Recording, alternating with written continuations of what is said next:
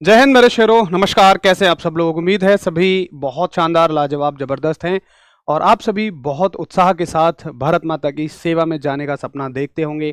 और यदि आप भी आर्मी, नेवी, एयरफोर्स को ज्वाइन करना चाहते हैं तो ये बहुत बड़ी खुशखबरी आप सभी के लिए है। और खुशखबरी बिल्कुल वही है जो थंबनेल पर आपको नजर आ रही है।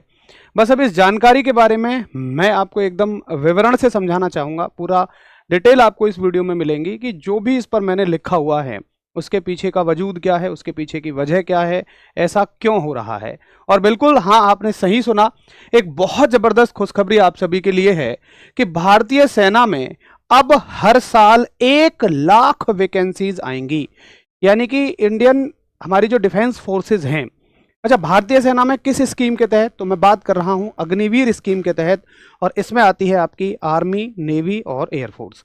तो तीनों में मिलाकर हर साल 1 लाख वैकेंसीज अब आएंगी। देखिए, कई बार हम सुन रहे होते हैं कि भारतीय सेना में जो शक्ति बल है, जो अपना पावर है, उसको घटाया जा रहा है, जो लोगों की संख्या है उसको कम किया जा रहा है। उन चीज़ों को सुनकर कई बार हम बहुत मायूस हो जाते हैं, लेकिन ये खबर आप सभी को बहुत उत्साहित कर देगी।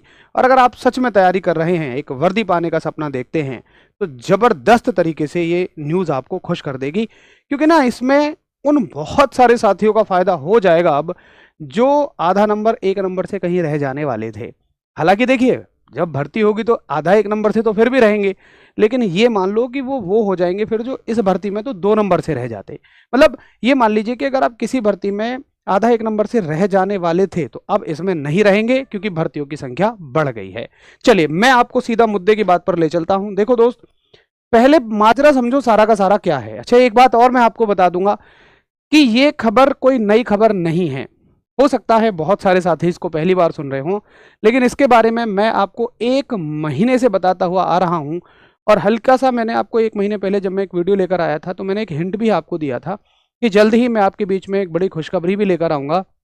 और जब इंडियन आर्मी की ऑफिशियल वेबसाइट पर एक रिजर्व लिस्ट डाली गई, यानी कि उन साथियों को दोबारा से बुलाया गया जिनको पहले बाहर कर दिया गया था आधा 1 नंबर के कम होने की वजह से, तब भी मैंने आपको ये वजह बताई थी कि इस बात की 2 वजह हैं।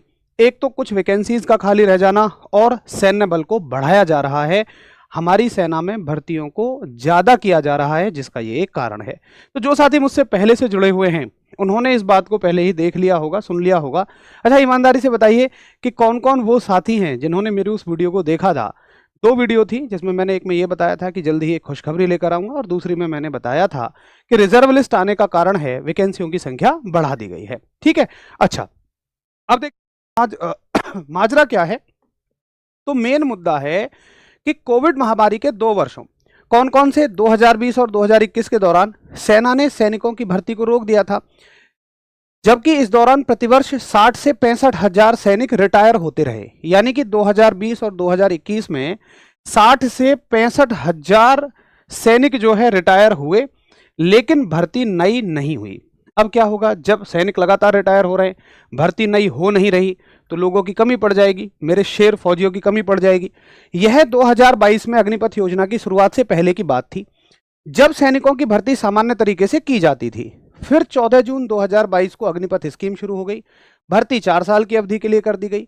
उस साल सेना, नौसेना और भारतीय वायुसेना, सेना का मतलब है अपनी आर्मी यानी फौज, में भर्ती के लिए कुल लगभग 46 हजार रिक्तियां आवंटित की गई। अब सुनिए, दिक्कत क्या हो गई कि 2 साल में 20 और 21 में लगभग लगभग 1,30,000 लोग रिटायर हुए, और केवल भर्तियां कितनी की गई, भर्तियां की गई उसके तीसरी साल में 46,000। और 46,000 में से 2000, अगर मैं बात करूं 2022 की, तो 46,000 में से वैकेंसी निकाली गई थी 40,000 अकेले आर्मी के लिए, और 6,000 इंडियन नेवी और एयरफोर्स के लिए निकाली गई। अब 1,30,000 में से अगर 46,000 पोस्ट भर भी दी तो तकरीबन 84,000 वैकेंसीज खाली रह गई। अब हो क्या रहा है, 84,000 तो वो खाली हो गई, और हर साल 60 से 65 हजार रिटायर हो रहे हैं, लेकिन तुम ले रहे हो केवल 40,000 को। तो टोटल 25,000 का गैप वहां भी बनता हुआ चला जा रहा है। 84,000 वो, और 2023-2024 इन 2 सालों में 25,000 ऑलरेडी भर्तियां कम हुई हैं, तो 50,000 ये हो गई। तो तकरीबन ये आपका बैठ जाएगा 84,000 और लगभग 50,000 के बाद 1,36,000 के आसपास। तो 1,36,000 पद अभी भी लगभग रिक्त हैं सेना में। इस बात की पुष्टि कहां से होती है? देखिए, लगभग यहां से, ये मैंने आपको बताया, ये बहुत सारे न्यूज़पेपर हैं जिन्होंने इस खबर को दिया है। कोई कहता है लगभग 1,80,000 सैनिकों की भर्तियां अभी भी खाली हैं। कोई न्यूज़पेपर कहता है लगभग 1,50,000 हैं। लेकिन मैंने आपको प्रॉपर एक आंकड़े के साथ बताया कि लगभग 1,36,000 पोस्ट अभी भी सेना में खाली हैं। ठीक है, अच्छा, अब इनको भरने के लिए क्या करेगी सेना? तो जितनी भर्ती अभी निकाली जा रही हैं उससे ज़्यादा भर्ती सेना को निकालनी पड़ेगी। और सेना ने ये डिस्कशन हुआ है, जब ना ये मीटिंग चल रही थी तकरीबन 1 महीने पहले, जब मैंने आपको बताया था कि मैं एक बहुत बड़ी खुशखबरी के साथ आने वाला हूँ, फिर रिजर्व लिस्ट आई थी, तब भी मैंने आपको बताया था कि ये ऐसा इसलिए हो रहा है क्योंकि एक तो सीटें नहीं भर पा रही हैं और दूसरा वैकेंसी भी बढ़ाई जा रही हैं। और इस बार का ना रिक्रूटमेंट साइकिल जो है वो भी पूरा इसीलिए चेंज हुआ गया है, क्योंकि पहले क्या होता था कि दिसंबर में सेकंड फेज वाले साथी ज्वाइनिंग के लिए चले जाते थे, लेकिन अब उनको भेजने का प्लान है 1 जनवरी से। और ट्रेनिंग की अवधि भी थोड़ी सी घटाई गई है, ये आपको अंदर जाके पता लग जाएगा। जो साथी शायद नहीं जुड़े हुए उनके लिए नई बात हो सकती है, लेकिन जो पहले से जुड़े हुए हैं उनके लिए बिल्कुल कॉमन सी बात है, मैंने बहुत पहले ये बात बता दी थी। तो मेरी कोशिश होती है कि जब भी मुझे कहीं से मतलब अपने इंटरनल सोर्सेज से जो भी न्यूज़ पता लगती है, मैं ज़रूर उसको आपके सामने लाने की बात करता हूँ, कोशिश करता हूँ और तुरंत